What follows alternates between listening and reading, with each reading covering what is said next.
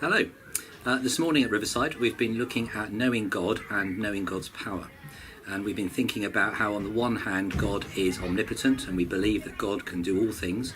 But on the other hand we know that people struggle with unanswered prayer. And we find ourselves asking, if God does this, why doesn't he do that?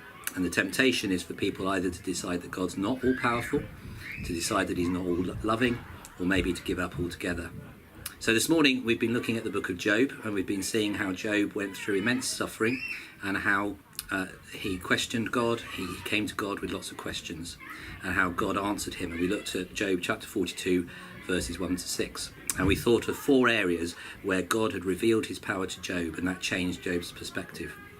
First of all, we see that Job recognises that God can do all things, and that all things are possible, and he changed his perspective on God, and God provided a revelation rather than an explanation. Secondly, Job recognised that he was talking about things he didn't understand, and we looked at how we can ask God to increase our imagination so that we can understand more about his power. Thirdly, we looked at how Job says that he'd heard about God, but he hadn't seen God. And we thought about ways in which God's power can be on display throughout the natural world, throughout the actions of other people.